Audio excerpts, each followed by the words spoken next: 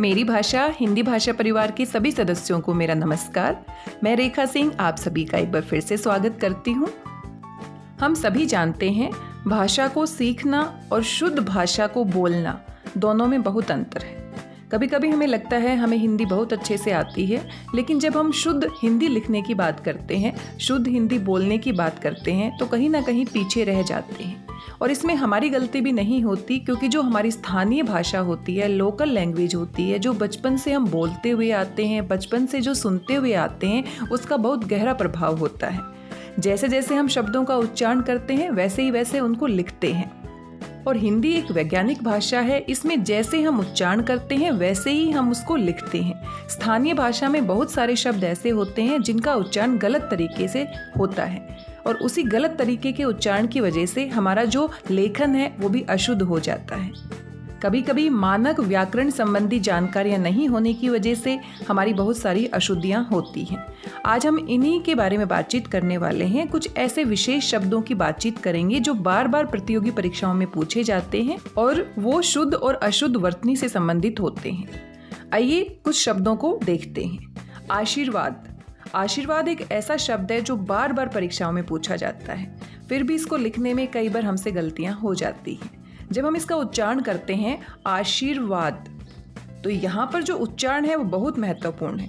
उच्चारण की दृष्टि से शुद्ध शब्द होगा इस तरीके से, आ श बड़ी की मात्रा और फिर र का उच्चारण हुआ है, और र हमारा यहाँ पर रेफ र लगेगा जो शब्द के ऊपर लगता है। और शब्द के ऊपर जो रेफ र लगता है उसका विशेष यही होता है कि वो जहाँ पर लगता है उससे पहले बोला जाता है। आ शी र व द, इस तरीके से आशीर्वाद लिखा जाता है। कई बार हम क्या करते हैं, द के ऊपर र लगा देते हैं, मात्रा छोटी कर देते हैं। इस तरीके से इसमें बहुत सारी गलतियां होती हैं। तो जैसे हम बोलेंगे आशीर्वाद वैसे ही हम लिखेंगे आशीर्वाद। एक और शब्द है जिसमें बार बार गलतियां होती हैं, अंत्याक्षरी। अंत्याक्षरी जैसे हम बोलते हैं वैसे ही हम लिखेंगे। कई बार हम इसको अंताक्षरी भी बोल देते हैं, तो यहाँ पर अंत्याक्षरी होता है, इस तरीके से इसे लिखा जाएगा। ये भी बार बार परीक्षाओं में पूछा जाता है। ऐसे ही स्थानीय भाषा में हम आविष्कार बोल देते हैं, लेकिन शुद्ध शब्द क्या होता है, आविष्कार। तो आविष्कार ही हम बोलेंगे, आविष्कार ही हम लिखेंगे। ऐसे ही अनाधिकार, ये बहुत ज़्यादा प्रचलन में है। अनाधिकार बोलते हैं लेकिन ये शुद्ध होता है अंधिकार, अंधिकार। इसी प्रकार से ब्राह्मण, बोलने में हम ब्राह्मण बोल देते हैं लेकिन शुद्ध होता है ब्राह्मण। आगे है व्यवसायिक। ये भी स्थानीय भाषा में बार बार हम प्रयोग करते हैं, लेकिन ये शुद्ध होता है व्यावसायिक। य पे आ की मात्रा लगेगी। ऐसे ही साप्ताहिक बोल देते हैं, साप्ताहिक होता है। ऐसे ही संसारिक बोल देते हैं, सांसारिक होता है। एक और शब्द है बारात, जो हम स्थानीय भाषा में इतना ज़्यादा बोलते हैं कि इसका शुद्ध रूप समझ ही नहीं पाते। बारात अशुद्ध होता है, बारात शुद्ध होता है। इसी प्रकार से महीना, महीने में ह पे छोटी की मात्रा लगा देते हैं, लेकिन महीना जो होता है उसमें ह पे बड़ी की मात्रा आती है। एक और शब्द है शताब्दी। शताब्दी में भी हम इस प्रकार से लिखते हैं, छोटी की मात्रा के साथ, लेकिन शताब्दी उच्चारण में द के ऊपर बल दिया जा रहा है, तो यहाँ पर शताब्दी इस तरीके से लिखा जाएगा। इंजन, इंजन भी हम इस प्रकार से लिखते हैं, लेकिन शुद्ध शब्द होता है इंजन। बहुव्रीहि, बहुव्रीहि समास का नाम है और इसको भी हम अनेक बार गलत लिखते हैं। कई लोग इसको बहुव्रीहि बोलते हैं, लेकिन ये होता है बहुव्रीहि। शुद्ध शब्द ऐसे लिखा जाता है। इसी प्रकार से एक और शब्द है वाल्मीकि। वाल्मीकि लिखने में भी काफ़ी गलतियां होती हैं। वाल्मीकि जो है उसको इस तरीके से हम लिखेंगे। कई बार हम छोटे ऊ की मात्रा और बड़े ऊ की मात्रा में कई गलतियां करते हैं, जैसे कि गुरु। गुरु जो शब्द है उसमें बड़े ऊ की मात्रा न आकर छोटे ऊ की मात्रा आएगी। शुद्ध शब्द होगा गुरु। नुपुर, नुपुर भी छोटे ऊ की मात्रा बड़े ऊ की मात्रा में हम अशुद्धि करते हैं, नुपुर ऐसे लिखा जाएगा। रुपया, रुपया भी अनेक स्थान पर गलत लिखा हुआ मिलता है, बहुत सारी गलतियां होती हैं। रुपया में भी छोटे ऊ की मात्रा आएगी। एक और शब्द है जो बार बार पूछा जाता है, दुकान। दुकान में कई बार हम बड़े ऊ की मात्रा लगा देते हैं, लेकिन दुकान में भी छोटे ऊ की मात्रा आएगी। एक और शब्द है अनुगृहित। अनुगृहित शब्द जो है वो गलत बोलते हैं, अनुगृहित होता है, इसमें ऋ ऋषि की मात्रा आएगी। ये भी बार बार पूछा जाता है।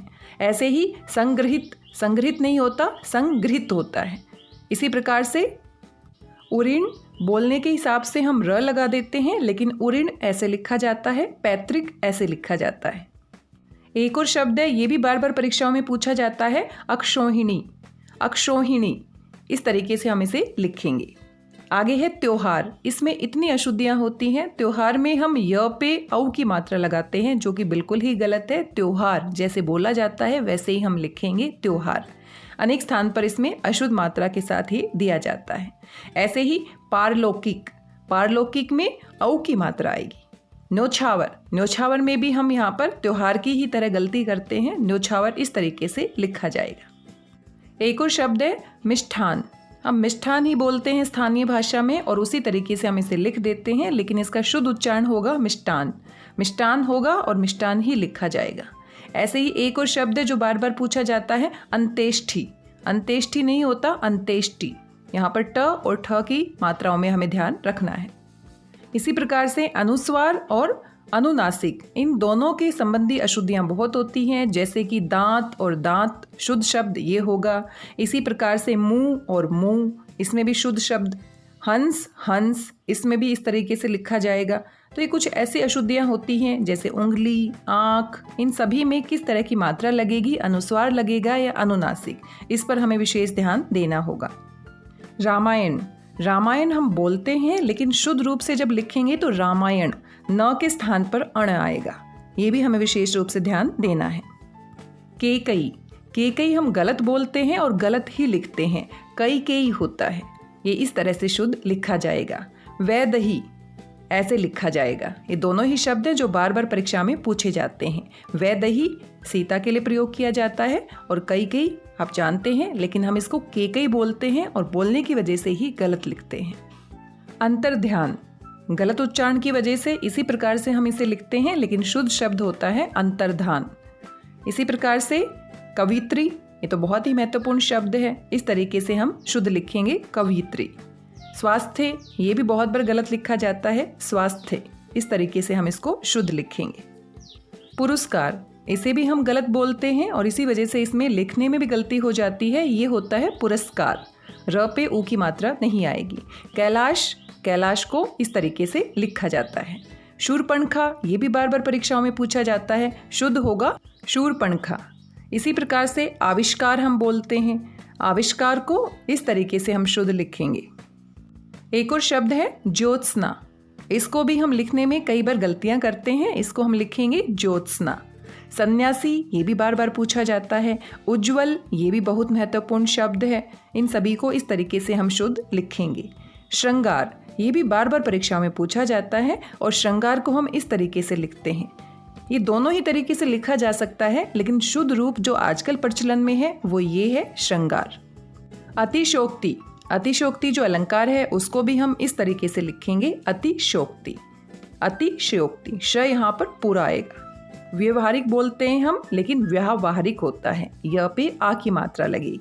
यहाँ पर भी एक प्रत्यय लगाने से जो हमारा शब्द है उसमें बहुत परिवर्तन आता है। इसी प्रकार से कुछ और शब्द हम देख सकते हैं, जैसे कि दंपत्ति, उच्छृंखलता, महात्म्य, शुश्रूषा, जिजीविषा, इन सबको इस तरह से हम शुद्ध लिखेंगे। अध्ययन, उपर्युक्त, व्यक्तिक, सुसुप्ति, इन सभी शब्दों का शुद्ध उच्चारण और शुद्ध रूप से हम इस तरीके से लिखेंगे।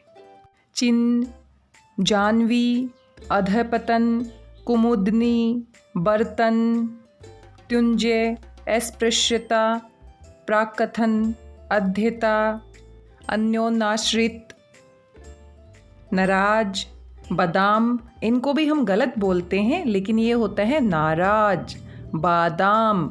इसी प्रकार से एक और शब्द है आधीन, बोलने में हम गलत करते हैं, लेकिन ये होता है अधीन। जैसे हम बोलेंगे वैसे ही हम लिख पाएंगे। भगीरथी, भगीरथी नहीं होता, भागीरथी होता है।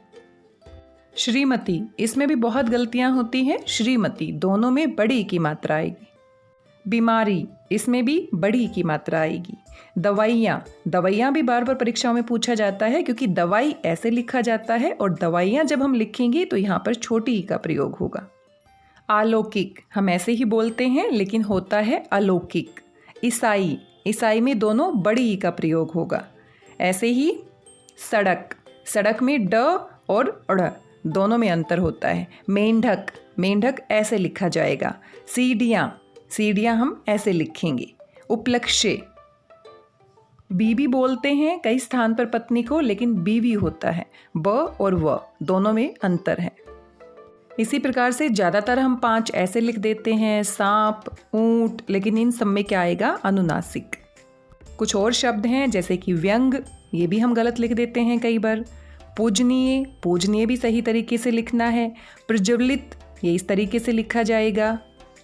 उल्लंघन, मध्याह्न, आह्वान, निरोग, अधोगति, सहस्त्र, आज्ञाकारिणी, जागृति, श्रृंखला, निर्दयी।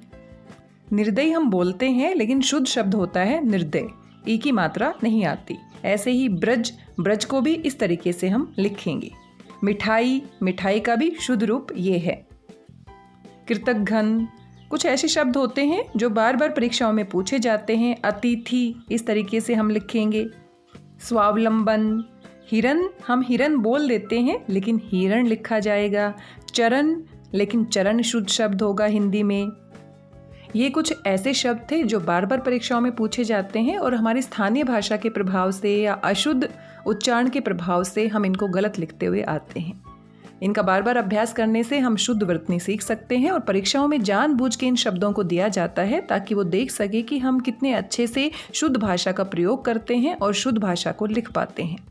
किसी भी भाषा में भाषा का शुद्ध उच्चारण और भाषा का शुद्ध लेखन बहुत महत्वपूर्ण होता है और हिंदी भाषा में भी इन दोनों का बहुत महत्व है। इसीलिए जो परीक्षाएं होती हैं उसमें कुछ ऐसे शब्द दिए जाते हैं जो अशुद्ध वर्तनी वाले होते हैं और हमें उनको शुद्ध करके लिखना होता है।